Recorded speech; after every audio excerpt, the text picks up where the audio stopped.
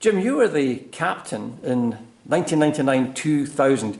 Just paint a picture for me, if you would, of what the club and the clubhouse were like then. Okay, sounds a long time ago.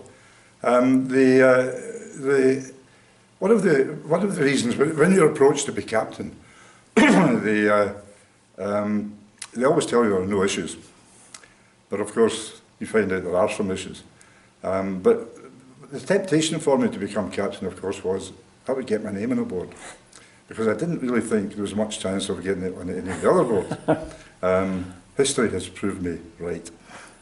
The centenary book hasn't helped my cause because my group take the rip out of me that my name's in it 5 times there for golfing achievements, but my name is always followed by and Mrs. C. Joyce. So she kept you up there. She kept me up there according to my group. But moving on to the issues that were around at the time, Graham Primrose, who was the captain before me, had organised a survey of the membership, and there was a lot of discontent about the clubhouse not being fit for purpose. That was a lucky coincidence, really, because as a group we had been thinking it was about time we were bringing the administration of the club into the clubhouse. We didn't have anywhere to put it. That was the problem. So we had to set about how do we redesign the club so that it becomes functional. And the purpose was to try and take the club through to last till the centenary. So it's interesting that we're now just past the centenary. So you managed that, and the product of that major change was this much bigger lounge that we now have, which means that you can now have functions, and I believe that the first ever wedding took place in East Rhine after that. Well, no, it didn't actually. The wedding actually took place in my year, which was before the construction of the club. So it was in the old clubhouse, which makes it all the more remarkable, because it was if you remember, it was a very long, narrow room there, which led to one of the other issues which I had when I was coming up to be captain. All the years that my son played here, if we came in the course after I came home from work, we came up for a few holes. I would go to have a beer, he would go to the cook. I would have to take him to the other end of the clubhouse, sit him in the junior room, because he wasn't allowed into the lounge. It was far from welcoming. Far from welcoming. So on day one of my captaincy, I got partitions put up in the narrow clubhouse to separate the juniors from the bar, because that was the issue about the licensing law.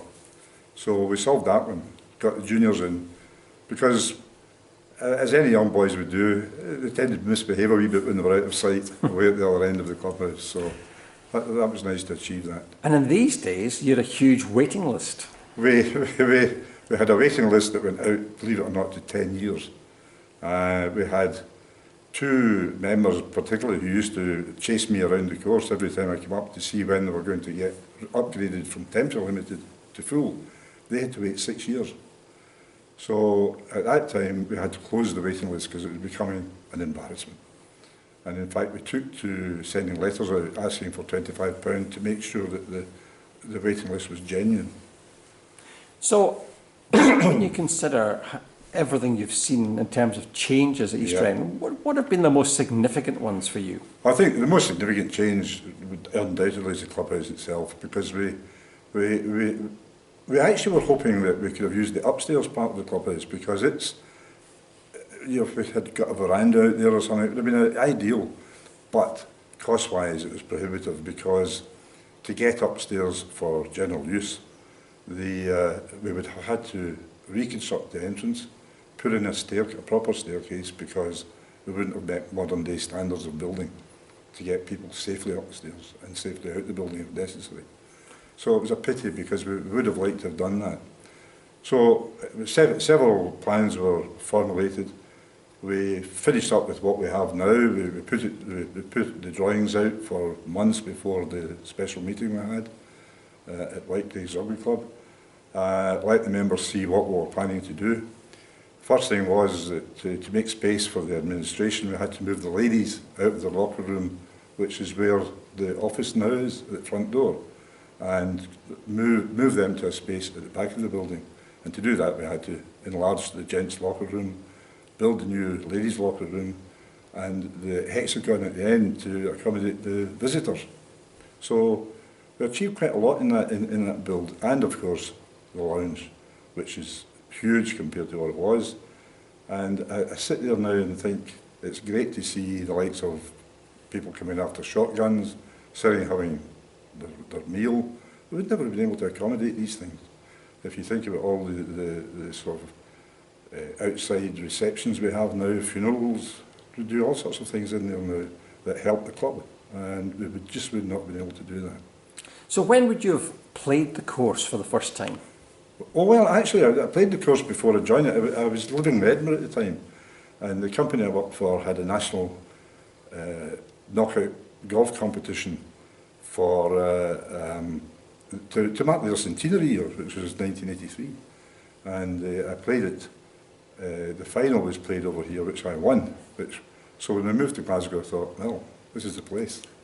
And that's how I came here. And how's the course changed in these, what, 40 years? Well, yeah, I think the course has changed mainly in the last few years. The course changes now, I think, are fantastic. And I'm really, really impressed with this winter in particular. The work that Barry and his team did this winter, I think, was outstanding. We play, our group play right through the winter. We're known as the East Rhine Old Boys now, which is a pity. But and we play the course, and to see them putting in the work right through the winter was, I think, phenomenal. Any thoughts for the future of the club, as things you'd like to see happen, or where the club can go from here? Well, I suppose that the thing about the clubhouse is that you've always got to keep on top of the general maintenance of the clubhouse, but there has to come a point when we have to look at what we do with the clubhouse, and is it needing replaced at some point? And I believe it will do. We aimed to keep it going when we did the extension to Centenary. We've achieved that, and now it's up to the next generation to take it forward. Jim, thank you very much indeed. Thank you.